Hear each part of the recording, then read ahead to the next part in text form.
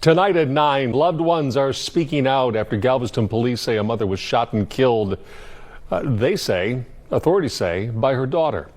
I gotta think of a way to get this money by tomorrow. I gotta think of a way to get this money by tomorrow. I'm trying to see how I can get your daddy to pick you up by tomorrow. I'm trying to see how I can get your daddy to pick you up by tomorrow. Hell, I'm trying to do hot girl shit. 5 gunshots. That's what it took. 5 shots from a 16-year-old girl to kill the woman who gave her life. Not a stranger, not some random person on the street. Her mother, Tiamoya Moore, 34 years old, was on her porch in Galveston, Texas, when her eldest daughter, Reneia, pulled that trigger 5 times. The neighbors heard the screaming first, then the bullets. And when police arrived, Reneia had run off, but oh, she came back.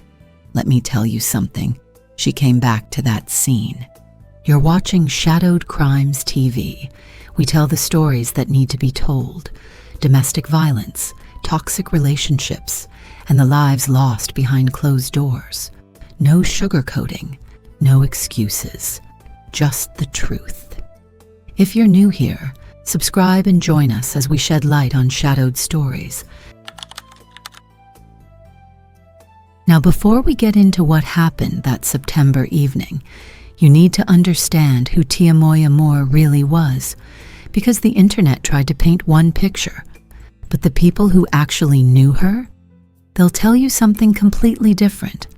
Tiamoya was born July 17, 1991, in Lamar, Texas. And look, I'm not going to sit here and pretend her life was perfect before everything went down. It wasn't. This woman had fought through some things, relationships that didn't work, betrayal, substance abuse that nearly destroyed her. She had demons, and for a long time, those demons were winning. But here's the thing that makes this whole situation hit different. Tiamoya turned it around. In the months before her death, this woman found God, found sobriety, found her purpose. She was posting on social media about being alcohol-free and drug-free, celebrating those milestones like somebody who'd crawled out of a deep, dark hole and finally saw sunlight. Her friend Alicia said it best. Tia will give you the shirt literally off of her back. Tia loved her kids, would do anything for her kids. She was very spiritual, very into God, changed her life around for God. 5 children. That's what Tiamoya had, and according to everyone who knew her, those kids were everything. Her reason to breathe, her reason to stay clean, her reason to keep fighting. Moving on to Reneia, sometimes called Nia, the eldest daughter, 16 years old when all this happened. Competitive dancer who'd spent time in California with her father's family, training and performing. And if you looked at old photos, you'd see a mother and daughter who actually had love between them. As soon as I come through, I let that chopper off. Pow! Pow! That's not a chopper sound. I'm sorry. As soon as I come through, I kill everybody. We killing one person. No, we kill everybody. When I'm in the club, I make it rain. I'm gonna pick that. No, we not. Tiamoya used to call her Nia Poo and my road dog firstborn daughter. There were sweet posts, genuine moments. You could see the bond. But something shifted when Reneia hit 12 years old. That's when the rebellion kicked in. That's when this young girl decided she wanted to live an adult life that she had no business trying to live at 12, 13, 14 years old. Reneia started getting tattoos as a minor. She started experimenting with substances. Her whole social media presence was screaming, "Look at me, I'm grown," when she was barely a teenager. She had a history of running away from home. There was even a missing person report filed back in June 2022, though she was found within 24 hours. One post that people say came from Reneia's social media? "My mama ain't never did nothing for me but gave me life." Girl. That tells you everything about how she saw the woman who was trying to raise her. Family members described Reneia as troubled, out of control, showing signs of mental health issues that never got properly treated. Some people even wondered if she was mentally fit to stand trial, though that would be up to doctors and lawyers to figure out later. Now let's talk about Tiamoya's parenting, because this is where the story gets twisted online, and the family had to come out, swinging to set the record straight. According to her other daughter, 13-year-old Kiki, who spoke up after everything happened, Tiamoya was strict but fair. She took away phones when her kids messed up. She didn't let boyfriends have access to her children's private spaces. She restricted outside privileges when discipline was needed, standard parent stuff, the kind of boundaries any responsible mother would set when dealing with a teenager who's out here acting grown. Kiki made it real clear in her posts defending her mother. My mother never abused us. My sister lied. But here's how Reneia saw it. To a teenager desperate to do whatever she wanted, desperate to live like an adult with no rules, those boundaries felt like prison. That protection felt like control. And that love got twisted into something ugly in her mind. Tiamoya was trying to keep her daughter from making the same mistakes she'd made in her younger years, trying to protect Reneia from predators, from bad decisions, from throwing her whole future away before she even understood what a future meant. But to Reneia, every no was an attack. Every consequence was oppression. Every rule was suffocation. And that resentment, it was building, day by day, argument by argument, grounding by grounding, until it exploded in the worst way possible. The relationship between mother and daughter had fractured so badly by the time Reneia turned 16 that family members could see it. The defiance, the anger, the complete inability to accept that boundaries existed for a reason. Reneia wanted to be grown, and Tiamoya wasn't having it. She was going to parent her child whether Reneia liked it or not, but nobody, and I mean nobody, could have predicted just how far that anger would go. September 11th or 12th, 2025. The exact date gets a little murky depending on which source you check, but what matters is what happened that evening in the Moore household on Avenue Q in Galveston. The day started like any other day in that house, tensions already sitting right below the surface. Mother and daughter locked in their usual battle. According to some accounts, Tiamoya had grounded Reneia. Some people said it was about a boyfriend, but Kiki, the younger sister, would later say that wasn't even what it was about. The family disputed a lot of the early details that spread online. What we know for certain is this. By early evening, around 7:49, things were escalating. The argument was getting louder, voices rising, the kind of fight that neighbors could hear through walls and closed windows. Inside the home were Tiamoya, Reneia, the grandmother, an uncle, and a cousin. A whole house full of family. Regular Thursday evening that was about to become anything but regular. Graciela Molina lived directly across the street from the Moore family. On this particular evening, she was outside checking her mail, just doing normal end-of-day things. That's when she heard it. Screaming. Tiamoya was screaming. Not arguing, screaming. Not disciplined screaming. Terror screaming. 5 shots. Rapid succession. One right after the other. The sound echoed through the neighborhood, bouncing off houses, shattering that peaceful evening. Neighbors hit the ground, reached for their phones, started dialing 911, and here's where the family's version of events becomes crucial, because a lot of people online tried to say there was a physical fight, tried to paint Tiamoya as the aggressor. But according to Kiki, Who heard the story from people who were actually there? That's not what happened. Tiamoya simply turned around, saw Reneia, saw what was about to happen, and screamed. Imagine that terror, that confusion, that split second where you're looking at your own child and realizing they're about to kill you. The desperate hope that this can't be real, that your daughter wouldn't actually pull that trigger. But she did, 5 times. Bullet holes weren't just found in the Moore home's walls. They found them in neighboring houses too. 5 shots fired by a 16-year-old girl, and some of those bullets traveled right through to other people's properties. The grandmother heard everything from inside. She heard the argument turn into screaming. She heard the gunshots. She heard her daughter's body hit that porch. And then, silence. The kind of silence that tells you something terrible just happened, and there's no taking it back. An uncle was there. A cousin was there. Family members who had to process what they just heard in real time. One of Tiamoya's grandchildren had just murdered her daughter, while the other grandchildren listened, or hid, or tried to make sense of the impossible.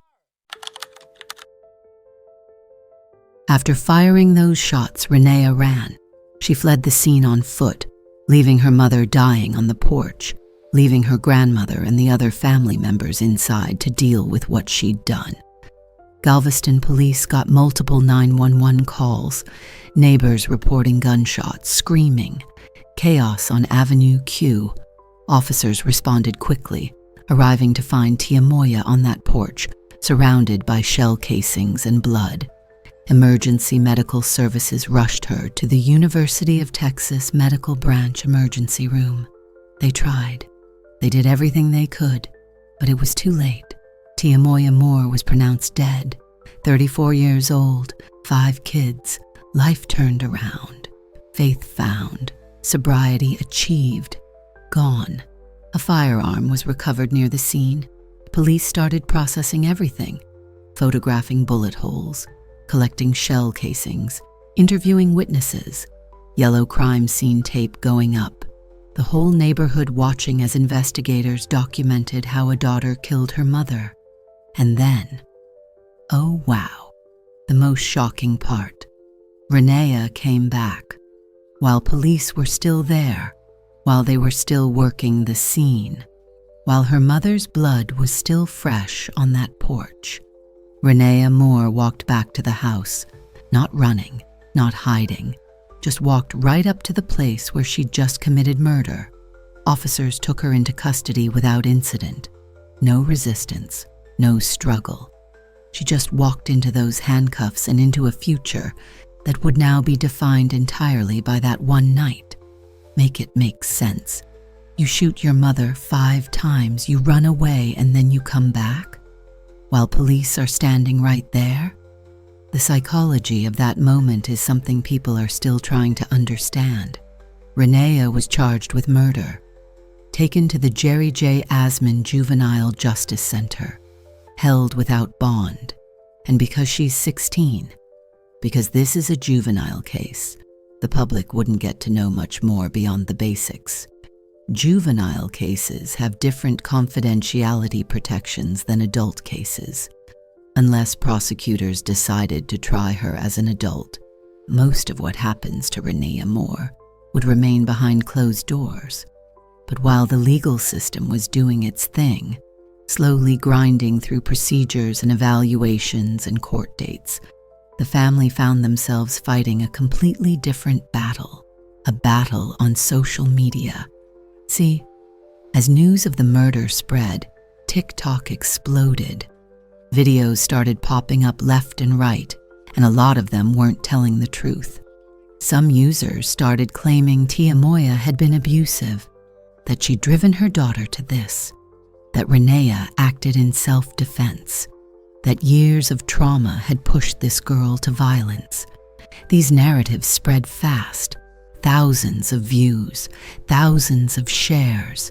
People who'd never met the Moore family, people who knew nothing about what actually happened in that house, felt qualified to judge Tiamoya's parenting from behind their screens. And then it got worse. Some people started posting the wrong sister's picture. They confused 13-year-old Kiki with 16-year-old Reneia, started sharing family photos and videos of the younger sister, claiming she was the one who killed Tiamoya. Kiki had videos online with her mother, so her face was easy to find and easy to misidentify. Girl, imagine that. Your mother just got murdered by your sister, and now the internet is saying you did it. That's when Kiki stepped up. 13 years old, just lost her mother. Her sister's in jail for murder, and now the internet is putting her face on videos saying she's the killer. So Kiki did what she had to do. She posted detailed statements online, fighting back against every lie that was spreading across TikTok. My mother never abused us. My sister lied. Let that sit for a second. A 13-year-old having to get online and defend her dead mother's name because people who never knew them decided they had the story figured out. Kiki explained everything, said her mother's discipline was normal, appropriate, the kind of consequences any responsible parent would give. She wrote, "My mother punished Reneia by taking her phone and not allowing her to go outside. That's it. That's the abuse people were talking about. Taking a phone, grounding privileges, standard teenage consequences that hardly anybody would call abusive."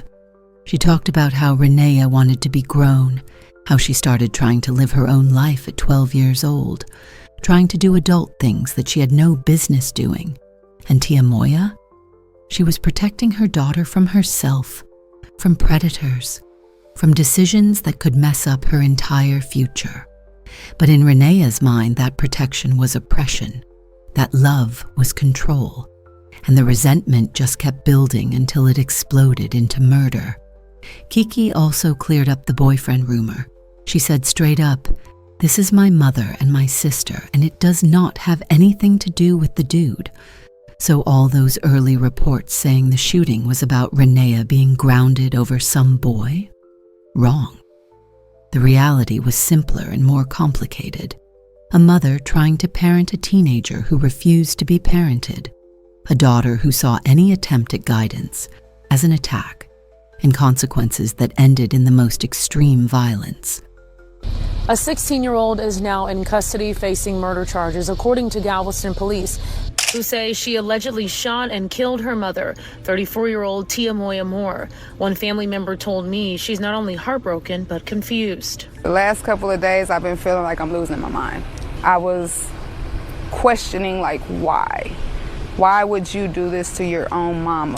I just can't believe she's gone, for real.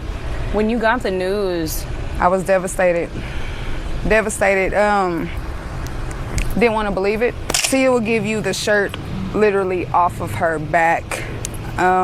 Tia loved her kids, would do anything for her kids. She was very spiritual, very into God, changed her life around for God. I just want to know what really, like, what caused for that to get to this point to where you had to take your own mama's life. Galveston police say just before 8, they responded here to Avenue Q, where they found the 34-year-old down on her porch with multiple gunshot wounds. Suspect, it was reported at the time by witnesses that the suspect had fled the scene. While the location in the 5100 block of Avenue Q was an ongoing crime scene, at some point while investigators were there and performing their investigative duties, the suspect came back up on location, and she was taken into custody at that time. Alicia tells me the family is processing this loss, including Tiamoya's other 4 children, who are now without a big sister and a mom. If a child is troubled, then a child is troubled. You can only help them so much. I was so mad at first, but as I got to talking to people and actually just thinking about what might have really happened, or mental health is real. It's gonna take me a lifetime to get over this. As of late 2025, there haven't been major public updates on Renea's case. She's in the juvenile system, held without bond, and because of confidentiality protections for minors, most of what happens in court stays private. The big question everyone's asking is whether prosecutors will try her as an adult. That decision hasn't been made public yet, and it's the one thing that'll determine what kind of consequences she faces and what kind of future she might have. And that's where this case gets bigger than just one family in Galveston, because it forces us to ask, what does justice look like when the killer is a child? On one side, you've got people pointing to brain science. The adolescent brain isn't fully developed at 16. The parts that handle judgment, impulse control, decision-making, still forming. Neuroscientists say the frontal lobe doesn't fully mature until 25, sometimes later. Teenagers feel emotions more intensely, react without thinking, struggle to see long-term consequences. From that perspective, 16-year-olds are fundamentally different from adults, not just emotionally, but biologically. They're still figuring out who they are, still building moral reasoning, still learning how to handle what's going on inside their heads. And when you add in what family said about Renea's mental state, her impulsivity, her defiance, possible untreated psychological issues, the picture gets complicated fast. People in this camp argue that punishment should be about rehabilitation, not revenge.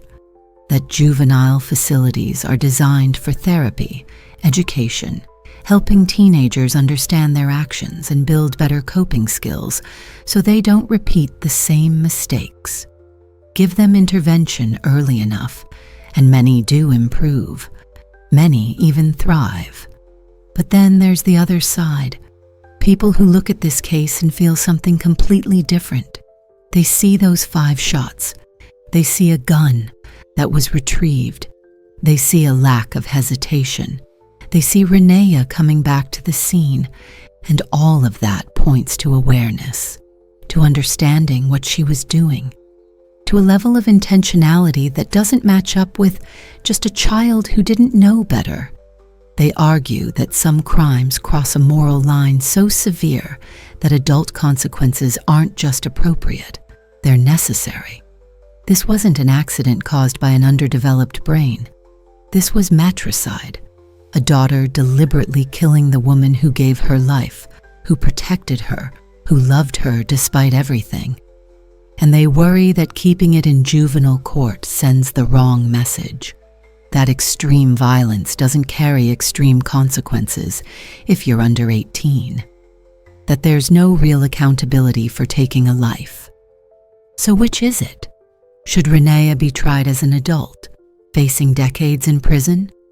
Or should she stay in the juvenile system with a focus on rehabilitation and a chance at reintegration? Honestly, that's not for me to decide. That's for you to think about. Comment below and let me know where you stand.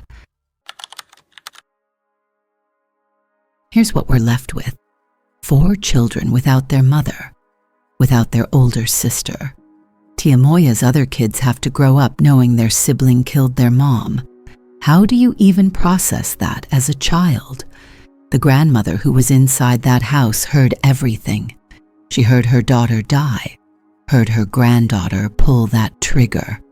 And now she's helping raise the remaining kids while dealing with her own trauma, her own grief, her own impossible questions about how this happened. The neighborhood on Avenue Q, usually calm, usually quiet, has bullet holes in houses as permanent reminders of that September night. A reminder that violence can erupt anywhere, even in places where you think you're safe. A GoFundMe was set up to help with funeral costs, because on top of everything else, the family had to figure out how to bury Tiamoya. Grief plus financial stress equals a burden nobody should have to carry. And then there's the bigger picture. This case has sparked conversations about adolescent mental health, about impulse control in teenagers, about whether we're doing enough to support families before things get to this point, about what boundaries look like and when discipline becomes oppression, or if it ever really does when it's coming from a place of love. But here's what I keep coming back to. Tiamoya Moore turned her life around. She beat addiction. She found faith. She found sobriety. She was trying to be the mother her kids needed, trying to guide them away from the mistakes she'd made. And her reward for all that growth, all that effort, all that love? 5 bullets from her own daughter. That's the tragedy. That's the part that doesn't make sense, no matter how much you try to rationalize it with brain development or mental health or teenage rebellion. A woman fought her way back from darkness, and the darkness came for her anyway. Rest in peace, Tiamoya Moore. This is Shadowed Crimes TV. If this story got to you, hit that subscribe button, drop a comment, share this video, because cases like this, they need to be told. Stay safe out there.